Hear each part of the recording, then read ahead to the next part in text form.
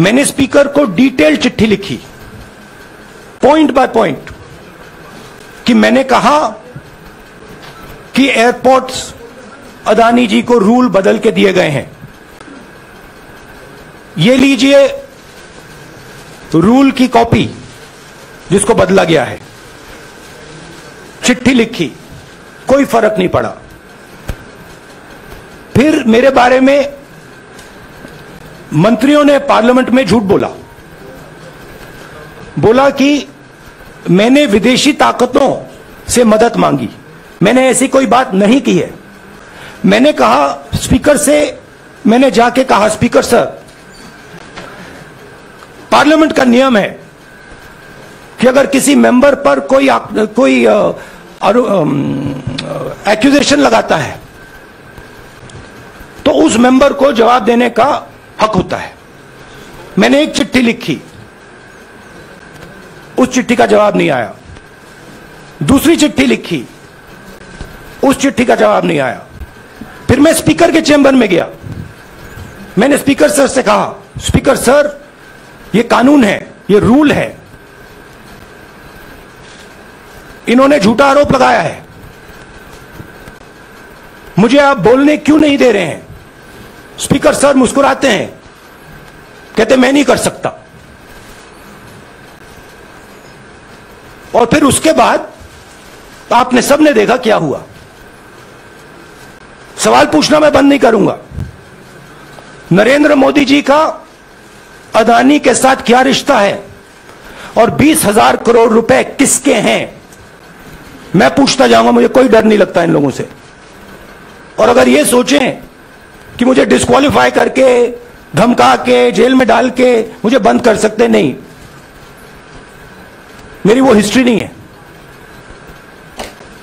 मैं हिंदुस्तान के लोकतंत्र के लिए लड़ रहा हूं और मैं हिंदुस्तान के लोकतंत्र के लिए लड़ता रहूंगा। किसी चीज से नहीं डरता हूं।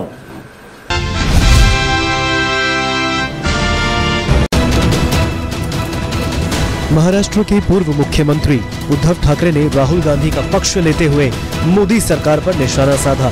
उन्होंने अपने बयान में कहा कि चोर और लुटेरे अभी भी आजाद हैं और राहुल गांधी को सजा मिल गई। उद्धव ठाकरे का ये बयान तब आया जब मोदी सरनेम पर मानहानि की सजा के बाद कांग्रेस के पूर्व सांसद को लोकसभा की सदस्यता से हाथ धोना पड़ गया। उद्धव ठाकरे ने कहा, राहुल गांधी की उम्मीदवारी रद्द कर दी गई है। चोर कहना हमारे देश में एक अपराध हो गया है। चोर और लुटेरे अभी भी आजाद हैं और राहुल गांधी को सजा मिल गई। ये लोकतंत्र की सीधी हत्या है। सभी सरकारी तंत्र दबाव में है। ये तानाशाही के अंत की शुरुआत है। लड़ाई को ही दिशा देनी है। राहुल गांधी के संसदीय जाने में विपक्षी खेमे में बौखलाहट जारी है।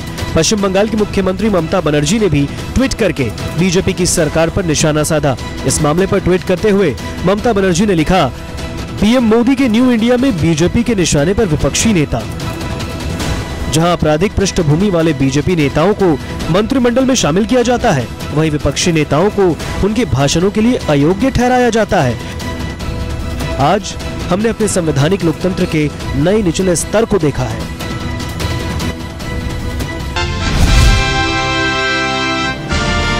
सबसे पहले आप संसद के माइक का सिस्टम समझिए। लोकसभा और राज्यसभा में हर मेंबर की तय सीट होती है और हर सीट के डेस्क पर गूसनेक माइक्रोफोन अटैच होता है जिस पर नंबर लिखे होते हैं। दोनों ही सदनों में चेंबर बने हैं जहां साउंड टेक्नीशियन बैठते हैं। यही वो लोग हैं जो संसद में चल रही प्रोसीडिंग को ट्रांसक्राइब और रिकॉर्ड करते हैं। ये कोई एक इंसान नहीं होता बल्कि कई लोगों का ग्रुप होता है। इन साउंड चेंबर्स में एक इलेक्ट्रॉनिक बोर्ड होता है जिसमें सभी सीटों के नंबर होते हैं। इसी बोर्ड के जरिए माइक्रोफोन स्विच ऑफ या ऑन किया जा सकता है। माइक्रोफोन में एलईडी लगी होती है। स्पीकर जब बोल रहे होते हैं ये रेड हो जाती है, यानी माइक एक्टिव है। अगर बोलने के लिए कोई रिक्वेस्ट कर दे तो ये ग्रे कलर का हो जाता है। अगर कोई बोलना चाहता है तो उसे अपना हाथ उठाना होता है और ग्रे कलर का स्विच दबाना होता है। लेकिन अभी यहाँ पर माइक एक्टिव नहीं होता। कंट्रोल रूम से माइक तभी एक्टिव होता है जब स्पीकर किसी मेंबर को बोलने के लिए इजाजत देते हैं। माइक रिक्वेस्ट सिस्टम मेंबर के सीट नंबर से लिंक होता है। जिस मेंबर को जो सीट अलॉट होती है वो उसी के माइक्रोफोन से अपनी बात रख सकता है। माने अगर संसद में कुछ होता है तो वो स्पीकर की मर्जी से होता है।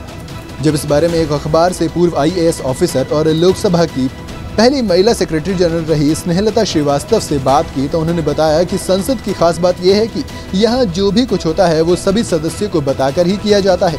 स्पीकर को किसी को भी ये कहना है कि पानी मत पीजिए तो भी वो माइक पर ही कहेंगे। सवाल पूछा गया कि क्या माइक ऑफ किया जा सकता है, तो इस पर उन्होंने कहा, हर सांसद की सीट पर माइक होता है, इसे कोई ऑफ नहीं कर सकता। अगर कोई टेक्निकल प्रॉब्लम है तो सांसद स्पीकर से कहते हैं। स्पीकर के आदेश के बाद ही टेक्नीशियन उस माइक को चेक कर सकता है। जिस तरह से सदन में पंखे और लाइट हमेशा चलते हैं, उसी तरह से माइक भी हमेशा ऑन रहते हैं।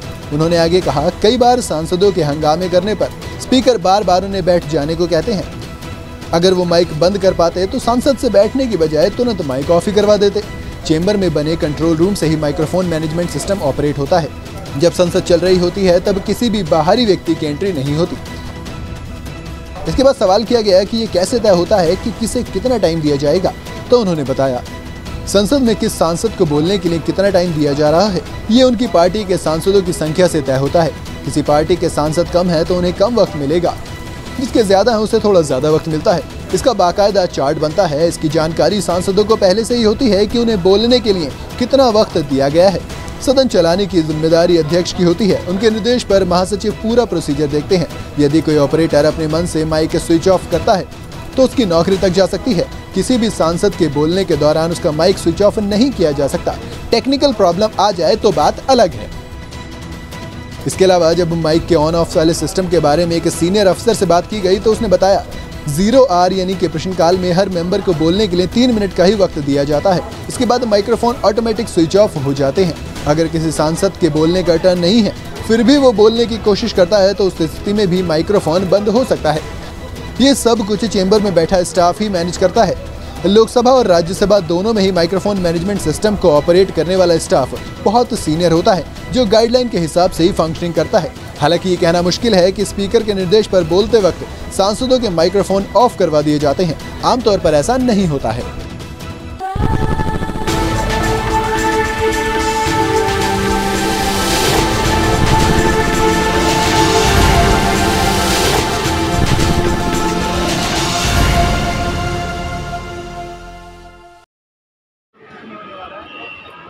कुछ नहीं हो पाएगा भाई। दिन दहाड़े 3 आदमी का हत्या ग्राउंड रोड मेट्रो के सामने, पुलिस के रहते हुए भी कुछ भी नहीं हो पाया।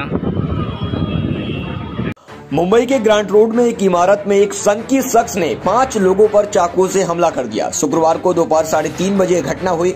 पुलिस को जानकारी मिली थी कि एक आदमी एक बिल्डिंग में चाकू हाथ में लेकर कई लोगों पर हमला कर रहा है। इस घटना में 5 लोगों पर हमला किया गया, जिनमें से 4 लोगों की मौत हो चुकी है। एक शख्स गंभीर रूप से घायल है। मौके पर पहुंची पुलिस ने आरोपी हमलावर को गिरफ्तार कर लिया है। बताया जा रहा है कि कुछ महीने पहले आरोपी की फैमिली उसको छोड़कर चली गई थी। आरोपी को लगता था कि पड़ोसियों की वजह से ये सब हुआ। एक पुलिस अधिकारी ने कहा कि इसी गुस्से में हमलावर ने अपने पड़ोसियों पर हमला किया। पुलिस अब इस मामले की जांच कर रही है। जिस इमारत में यह वारदात हुई, पुलिस ने उस पूरी मंजिल को सील कर दिया है।